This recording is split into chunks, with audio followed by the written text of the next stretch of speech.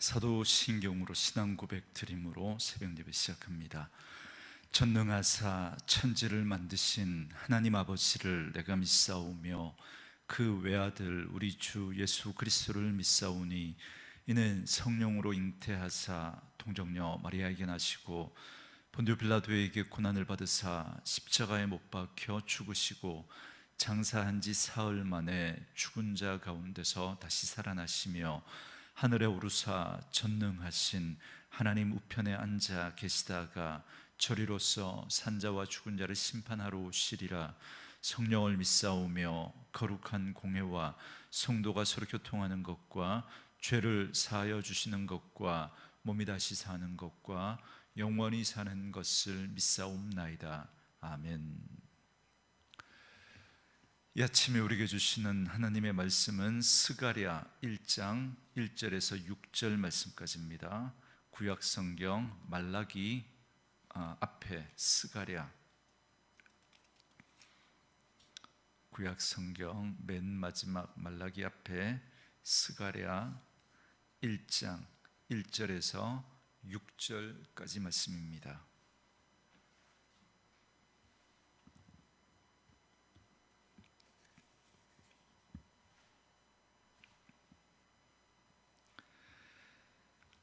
말씀 찾으셨으면 한 목소리로 같이 씁니다. 다리오 왕 제2년 8째 달에 여호와의 말씀이 iddo의 손자 베레가의 아들 선지자 스가랴에게 임하니라. 이르시되 여호와가 너희의 조상들에게 심히 진노하였느니라. 그러므로 너는 그들에게 말하기를 만군의 여호와께서 이처럼 이르시되 너희는 내게로 돌아오라. 만군의 여호와의 말이니라. 그리하면 내가 너희에게 돌아가리라. 만군의 여호와의 말이니라. 너희 조상들을 본받지 말라. 옛적 선지자들이 그들에게 외쳐 이르되 만군의 여호와께서 이같이 말씀하시기를 너희가 악한 길 악한 행위를 떠나서 돌아오라 하셨다 하나 그들이 듣지 아니하고 내게 귀를 기울이지 아니하였느니라. 여호와의 말이니라. 너희 조상들이 어디 있느냐? 또 선지자들이 영원히 살겠느냐? 내가 나의 종 선지자들에게 명령한 내 말과 내 법도들이 어찌 너희 조상들에게 임하지 아니하였느냐? 그러므로 그들이 돌이켜 이르기를 만군의 여호와께서 우리 길대로 우리 행위대로 우리에게 행하시려고 뜻하신 것을 우리에게 행하셨도다 하였느니라. 아멘.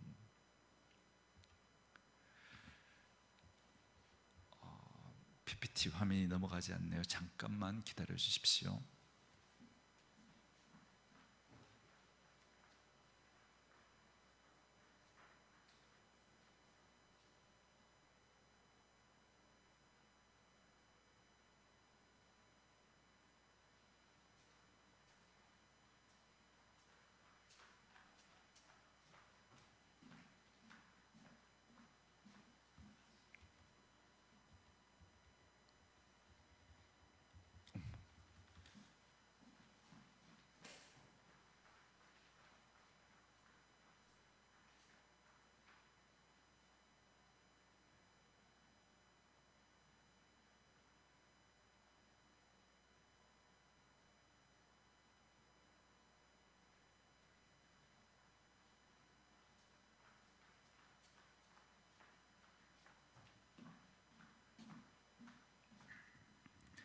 네. 오늘은 함께 읽으신 스가랴 1장 1절에서 6절 말씀을 중심으로 내게로 돌아오라라는 제목의 말씀으로 잠시 은혜를 나누겠습니다. 매일 성경 순서에 따라서 오늘부터 스가랴 말씀을 함께 나누게 되었습니다. 오늘 소개되는 이 스가랴는 학개 그리고 말라기와 함께 바벨론 포로 귀환을 배경으로 쓰여진 소선지서입니다. 여러분, 학개는 성전 재건의 시급함을 외쳤습니다. 그리고 말라기는 무너진 예배의 회복을 촉구했습니다. 그 사이에서 스가랴는 성전 재건뿐만 아니라 하나님 나라에 대한 환상과 장래에 대한 소망을 심어주는 예언의 말씀을 전하고 있는데 그 말씀이 바로 스가랴서입니다. 우리가 어제까지 신약의 묵시의 책인 요한계시록을 살펴보았습니다만 이제 스가랴는 에스겔, 다니엘과 함께 대표적인 구약의 묵시의 책입니다. 이런 배경을 염두에 두고 이제 오늘 스가랴 말씀을 함께 살펴보도록 하겠습니다. 먼저 본문 1절에 보면 스가랴는 할아버지 잇도와 아버지 베레가와 함께 포로 생활에서 귀환했습니다. 그는 할아버지가 제사장인 것으로 보아서 제사장 가문의 출신이었습니다. 동시에 그는 또 선지자로 부름을 받습니다. 그런데 고국으로 돌아온 지 약 20여 년이 지난 페르시아의 다리오 왕 제2년 때에 하나님의 말씀이 스가랴에게 임합니다. 우리가 여기서 눈여겨봐야 할 말씀은 다리오 왕 2년이라고 하는 이 시대적 배경입니다. 이때가 어떤 때냐면 유다 백성들은 20년 전 고레스의 칙령을 따라 부푼 꿈을 안고 고국으로 돌아왔습니다.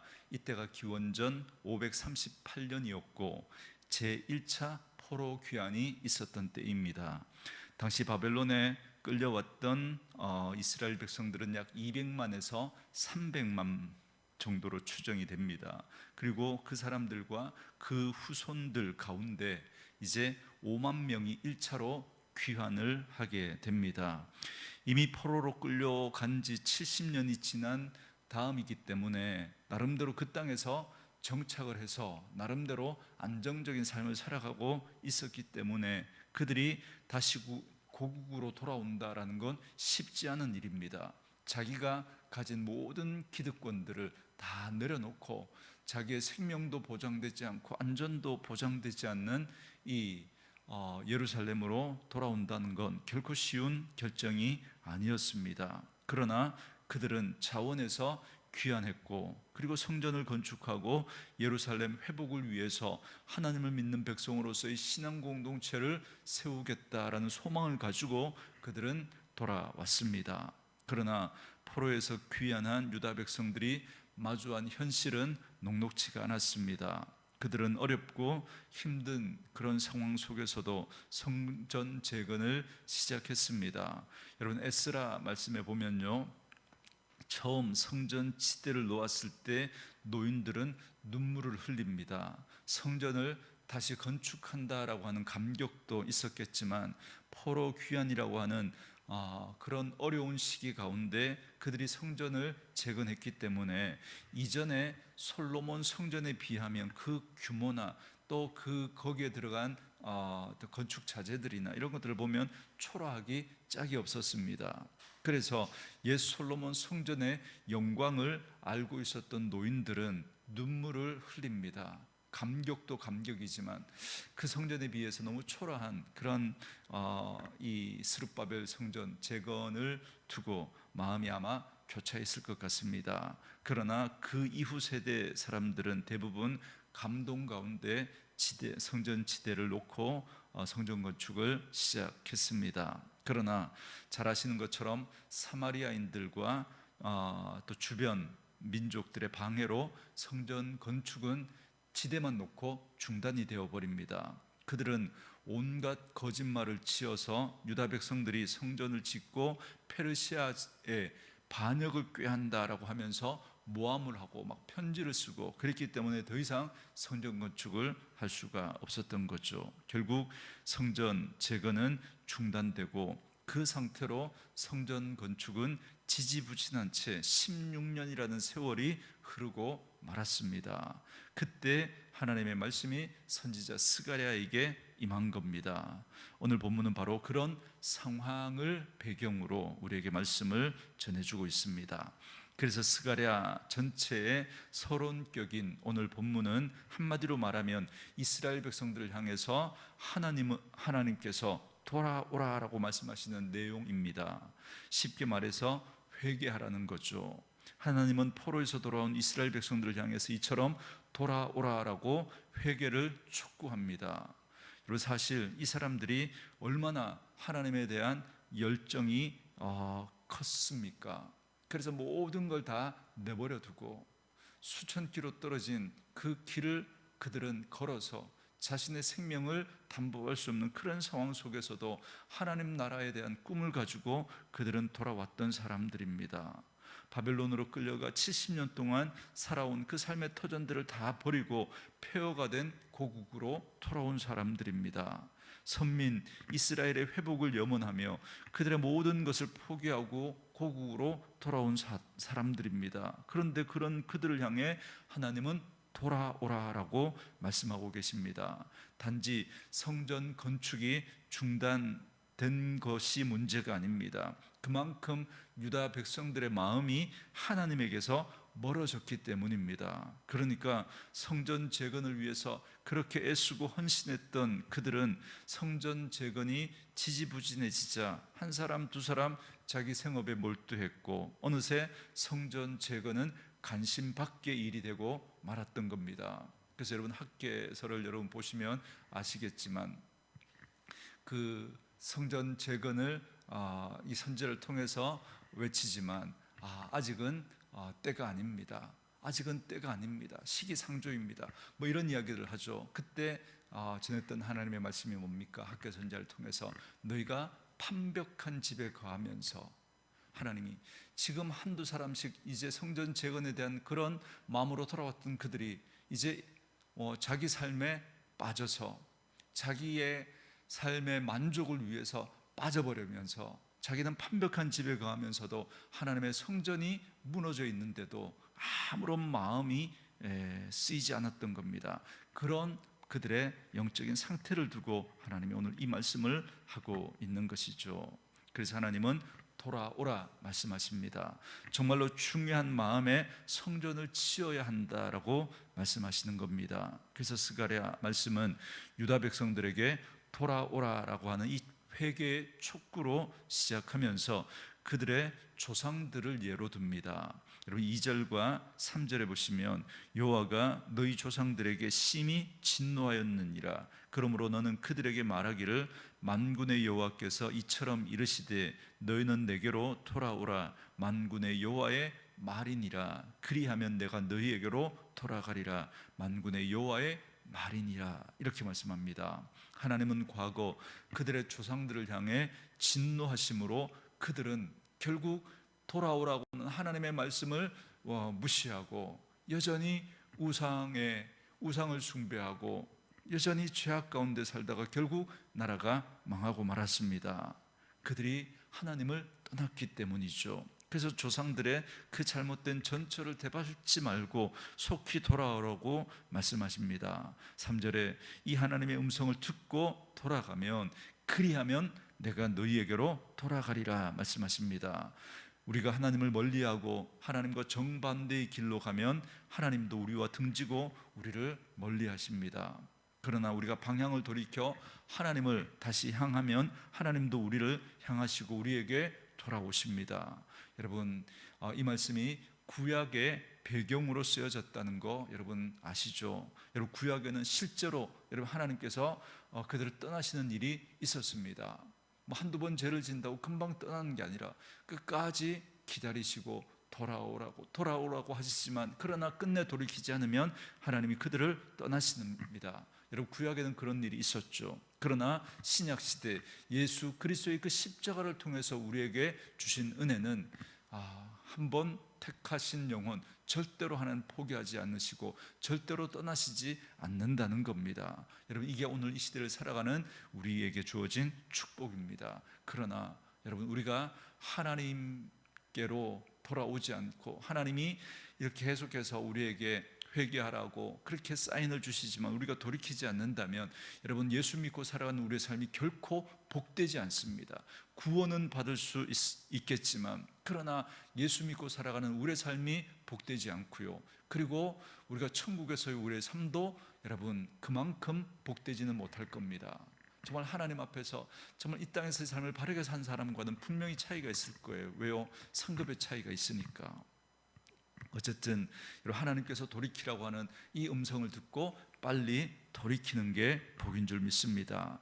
여러분 우리가 다른 방향으로 가던 길을 돌이켜 하나님을 향해 걸어가는 것 이게 회개입니다. 말씀드렸죠. 여러분, 회개는 우리의 삶의 방향을 바꾸는 겁니다. 말씀드린 것처럼 우리가 지금 서울로 가야 돼요. 서울로. 그런데 부산으로 가면서 내가 신호 위반했던 거, 과속했던 거, 이런 거 이제 하나님 앞에 회개한다고 해요.